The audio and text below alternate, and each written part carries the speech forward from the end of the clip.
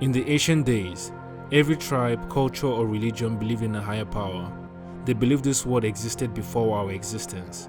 So the question is, who or what created the universe and the elements within it? How did the idea of God come about? Did the ancient civilization communicate with their god or gods at that time?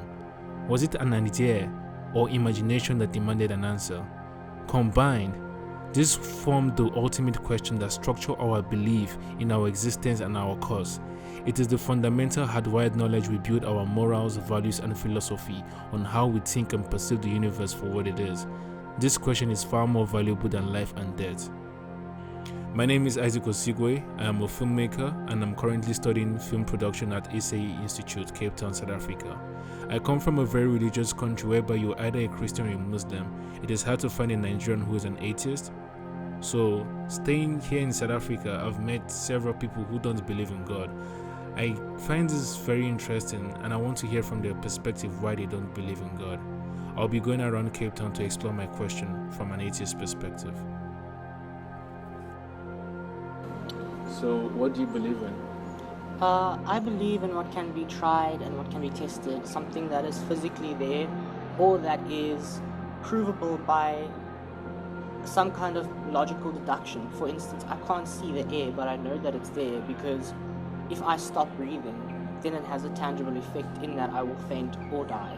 So I know that despite the fact that I cannot see the air, the fact that I cannot touch the air and feel it is a reason for me to disbelieve it, because there are certain other ways in which it can be proved, and that's what defines my belief, if something has a tangible effect or measurable effect.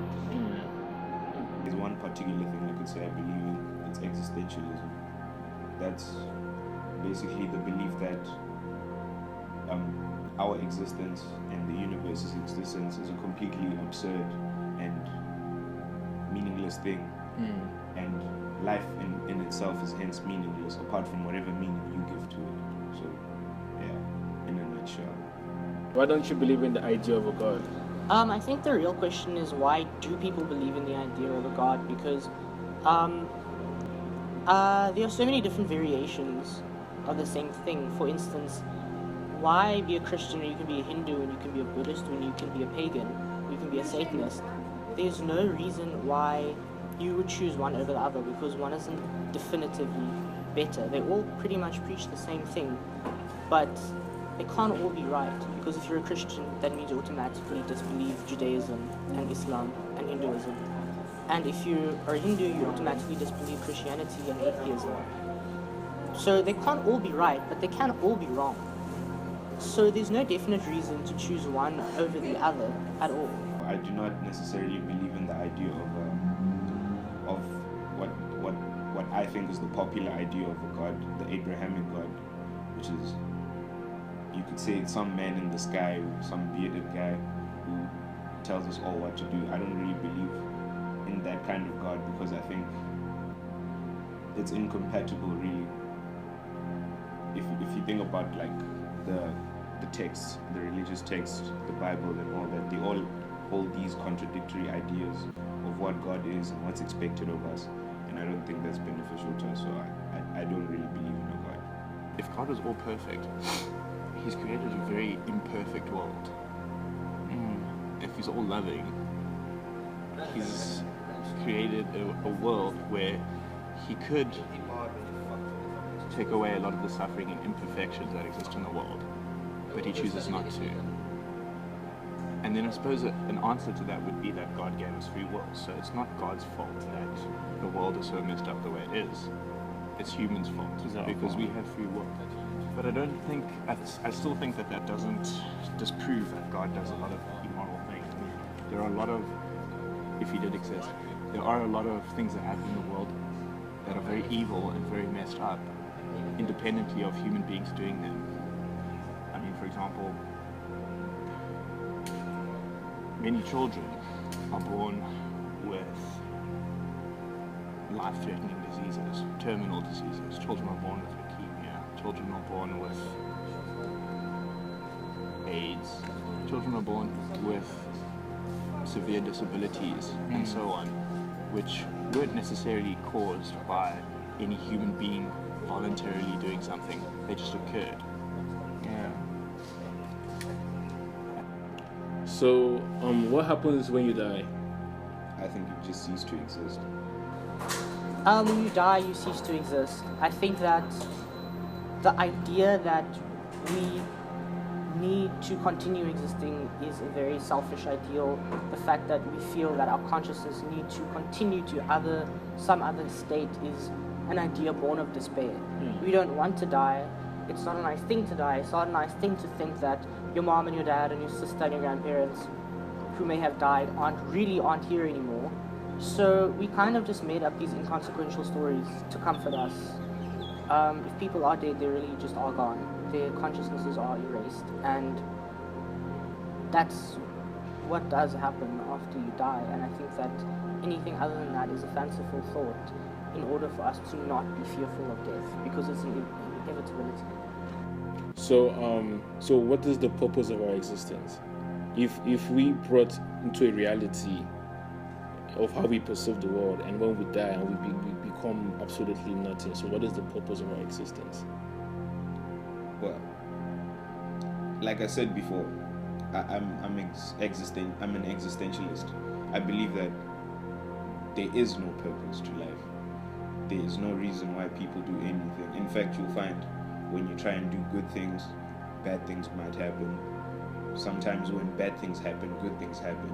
For instance, I don't think I would have been born if apartheid didn't happen in this country. I'm not saying I wouldn't have been. Maybe I might have been if there was another like storyline that led to the same thing.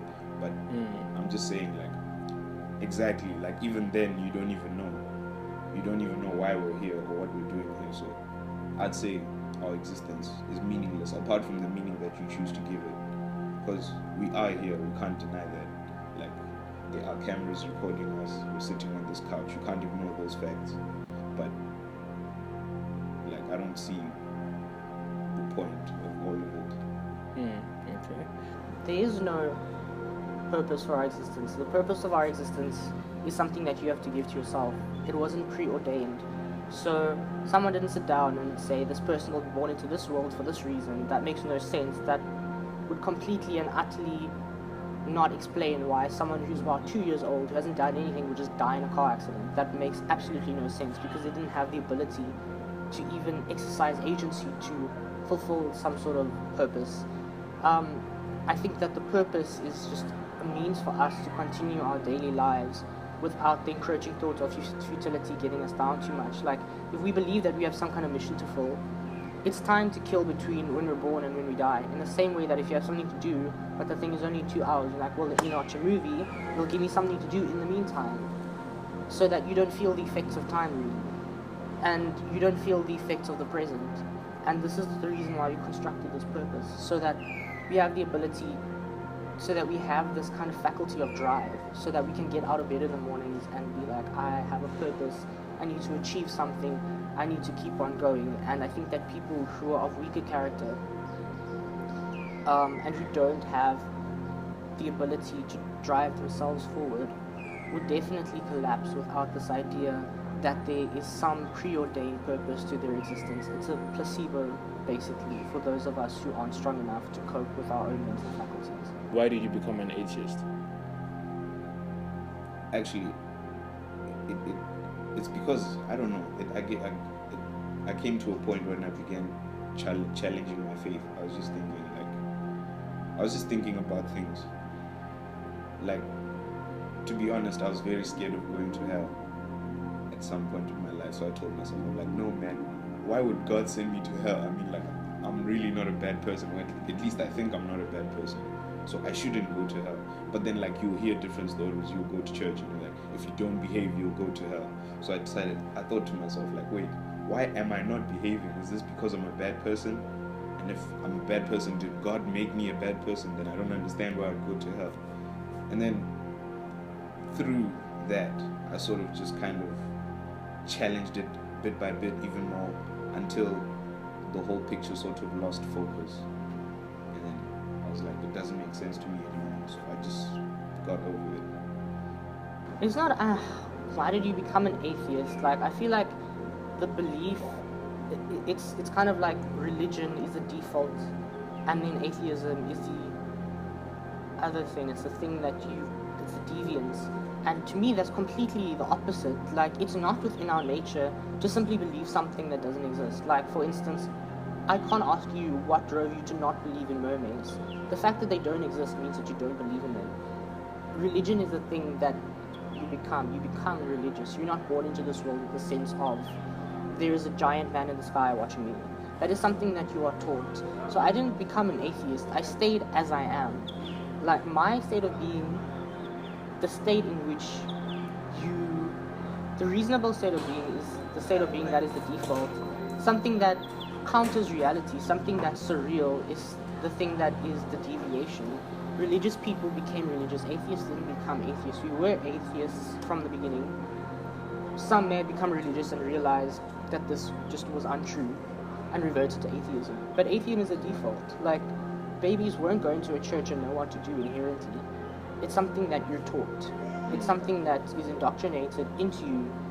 So I think that we should be asking people how they became religious, as opposed to why people became atheists. People are inherently atheists. You won't just believe something that is beyond the capability of reality. But then when I started reading more into what happened in the Bible, I just kind of thought that a lot of the stories were just so clearly wrong and immoral. I mean, a good example is the story of Isaac, the father who was told to sacrifice his son to God. And then God intervened at the last moment to save his life. And then it's kind of the whole point of that story is to illustrate how strong Isaac's faith was, that he was willing to obey Abraham's faith. Abraham, sorry. But I think that I don't really necessarily take that from that story as being a good story of someone's faith. I mean, I just find it to be clearly morally wrong and morally problematic that you can believe in a God that essentially for no other reason tells you to kill your son for him other than sort of just because. It just seems like so clearly wrong that a God can be all loving and all knowing and all wise and can ask you to do an act like that. I mean, and there's many examples of stories like that in the Bible. When people started speaking about how immoral it would be to be homosexual, for example, or to have sex before marriage, or any number of things. And I find it very hard to believe in something just because someone says so, even if it is God. I mean, if God is so wise and knowing, couldn't he just give us a reason why it's wrong to be homosexual, other than beside the fact that just because I say so? I don't think that you need God to tell you that you shouldn't kill innocent people, or that you shouldn't commit adultery with your friend's wife, or that you shouldn't steal, or that you shouldn't worship material things. I don't see that you necessarily need God to come to those conclusions. The average life of a human being on Earth, say, in a first world country, say more or less 70 years. Now, if you accepted that the person who lived for 70 years on Earth was not religious, it was good in every single other way in their life, but because of their non-observance of religion, have to go to hell for eternity. 70 years in comparison to eternity is highly unproportionate.